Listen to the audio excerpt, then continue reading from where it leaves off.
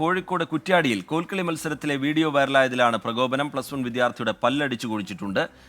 രാഹുൽ സുരേഷ് വിവരങ്ങളുമായി ചേരുകയാണ്. രാഹുൽ, എന്താണ് സംഭവിച്ചത്? വിവരങ്ങൾ എന്താണ് രാഹുൽ?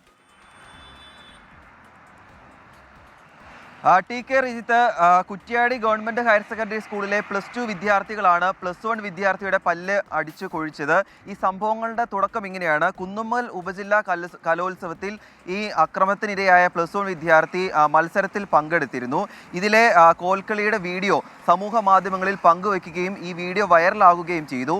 ഈ വീഡിയോ പിൻവലിക്കണമെന്ന് ആവശ്യപ്പെട്ടുകൊണ്ട് +2 വിദ്യാർത്ഥികൾ ഈ +1 വിദ്യാർത്ഥിയുടെ അടുത്തെത്തി. പക്ഷേ ഈ വിദ്യാർത്ഥി ഈ വീഡിയോ പിൻവലിക്കാൻ തയ്യാറായില്ല.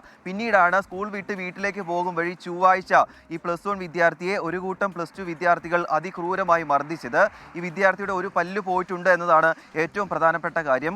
ഗുരുതരമായി പരിക്കേറ്റ വിദ്യാർത്ഥി കോഴിക്കോട് മെഡിക്കൽ കോളേജ് ആശുപത്രിയിൽ ചികിത്സ തേടുകയായിരുന്നു. തുടർന്ന് ഇന്നലെയാണ് കുറ്റ്യാടി പോലീസിൽ പരാതി നൽകുന്നത്. ഈ പരാതിയിൽ 12 +2 വിദ്യാർത്ഥികൾക്കെതിരെയാണ് ജാമ്യമില്ലാ വകുപ്പുകൾ പ്രകാരം കേസ് എടുത്തിട്ടുള്ളത്. 14 വിദ്യാർത്ഥികളെ അന്വേഷണ വിധേയമായി സസ്പെൻഡ് ചെയ്യുകയും ചെയ്തിട്ടുണ്ട്. ഈ പ്രതികൾക്ക് വേണ്ടിയുള്ള അന്വേഷണം പുരോഗമിക്കുകയാണ്. ഈ പ്രതികൾക്ക് പ്രായപൂർത്തിയായിട്ടില്ല. അതുകൊണ്ട് മറ്റ് നടപടികൾ, കോടതി നടപടികളിലേക്ക് ഡയറക്റ്റ് കടക്കാനാണ് സാധ്യത. T K.